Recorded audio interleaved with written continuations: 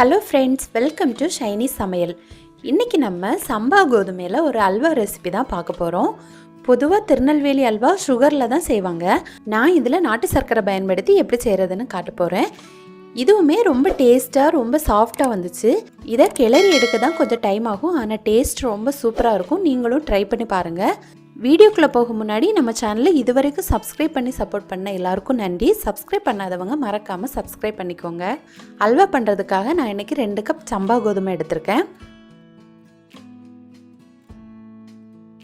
சம்பா கோதுமை இந்த மாதிரி நீளமாக இருக்கும். நார்மல் கோதுமை இதை விட கொஞ்சம் குண்டு குண்டாக இருக்கும். திருநெல்வேலி அல்வா இந்த சம்பா கோதுமையில் தான் பண்ணுவாங்க. உங்ககிட்ட இருந்தால் இதை பயன்படுத்திக்கோங்க, இல்லைனா நார்மல் கோதுமையை பயன்படுத்திக்கோங்க. முதல்ல இதை தண்ணியில் 2-3 டைம் நல்லா வாஷ் பண்ணி எடுத்துக்கோங்க. கழுவி எடுத்த அப்புறமா இது நிறைய தண்ணி விட்டு இதை ஒரு நாள் ஃபுல்லாக ஊற விட்டுடுங்க. 8 to 12 hours ஊறினா போதும். இப்போ பாருங்கள், இது நல்லா ஊறி வந்திருக்கு. அடுத்து இதை மிக்ஸி ஜாரில் சேர்த்து நல்லா அரைச்சி எடுத்துக்கலாம்.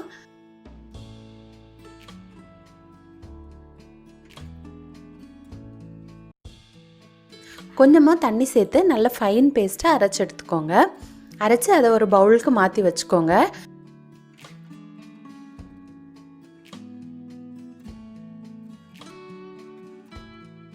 அடுத்து நம்ம கைகளாலேயே நல்லா பிசைஞ்சு அதில் இருக்க பாலெல்லாம் எடுத்து ஒரு வடிகட்டி எடுத்து அதை நல்லா வடிகட்டி எடுத்துக்கணும்.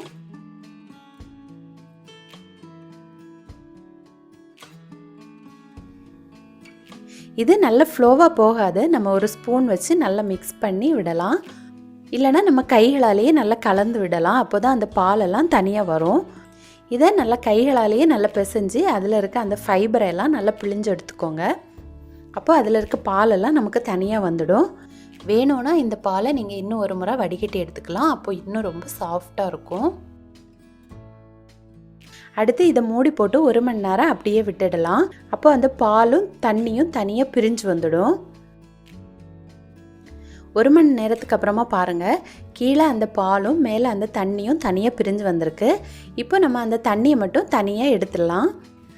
நமக்கு இந்த தண்ணி தேவையில்லை. நம்ம ஒரு நாள் ஃபுல்லாக ஊற வைக்கிறதால இந்த தண்ணியில் தான் புளிப்பு தன்மையெல்லாம் இருக்கும். அதனால் நம்ம இதை பயன்படுத்தக்கூடாது.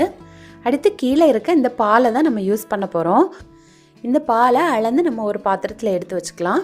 அடுத்து 1 கப் பாலுக்கு 3 கப் தண்ணி சேர்க்கணும். அப்போது கரெக்டாக இருக்கும். நம்ம அந்த பாலை மட்டும் சேர்த்து கிளறினா அது வேகாது, சீக்கிரமாக திக்காகிடும். அதனால தான் நம்ம தண்ணி சேர்த்து நல்லா கிளறி வேக வச்சு எடுக்கிறோம். நம்ம எந்த கப்பில் பால் அளந்து எடுக்கிறோமோ அதே கப்புக்கு 3 கப் தண்ணி எக்ஸ்ட்ரா சேர்த்துக்கோங்க. அப்போ கரெக்டாக இருக்கும்.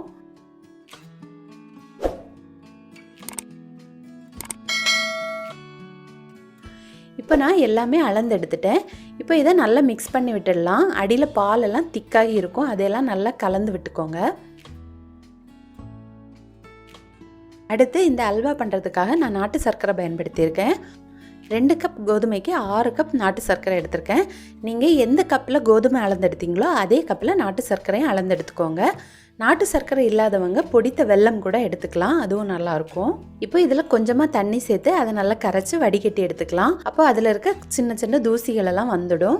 1 கப் கோதுமை பயன்படுத்தியிருந்தீங்கன்னா 3 கப் வெல்லம் பயன்படுத்தலாம். நான் 2 கப் கோதுமை எடுத்திருந்தேன், அதனால் 6 கப் நாட்டு சர்க்கரை எடுத்திருக்கேன். இனிப்பு கொஞ்சம் கம்மியாக வேணும்னு நினைக்கிறவங்க 5.5 கப் நாட்டு சர்க்கரை எடுத்துக்கோங்க. அப்போ கரெக்டாக இருக்கும். அதை விட இனிப்பு கம்மி பண்ணிடாதீங்க, அப்புறம் ரொம்ப கம்மியாகிடும். அடுத்து இதை ஒரு கடாயில் வடிகட்டி எடுத்துக்கோங்க. வடிகட்டி எடுத்த அப்புறமா அதை நல்லா பாயில் பண்ணி எடுத்துக்கணும். ஒரு கம்பி பதம் அளவு வர்றது வரைக்கும் நல்லா கொதிக்க வச்சு எடுத்துக்கணும். இப்போ பாருங்கள், ஒரு கம்பி பதம் அளவு வந்துடுச்சு.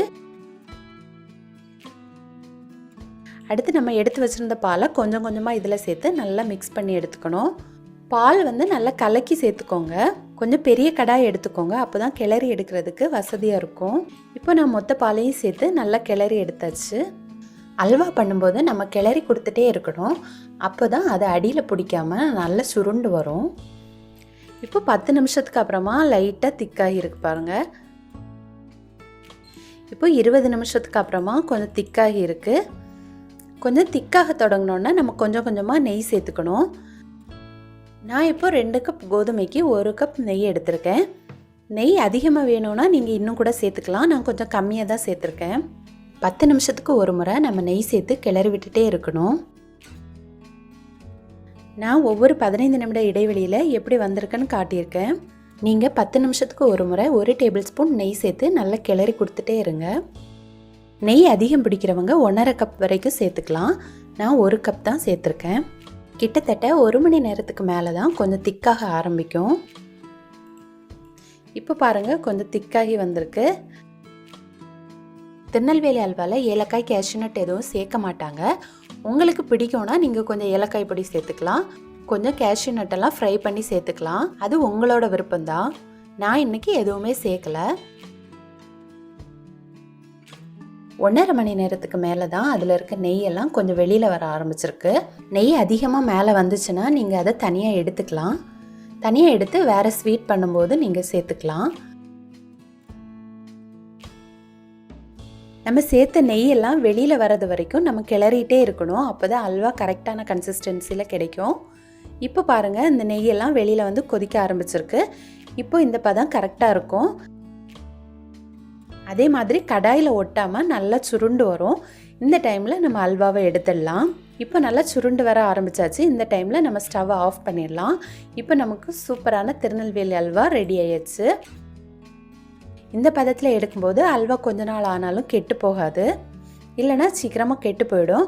அதனால் அந்த எல்லாம் வெளியில் வர அளவுக்கு நம்ம கிளறி அது சுருண்டு வர்றது வரைக்கும் நம்ம கிளறி எடுக்கணும்.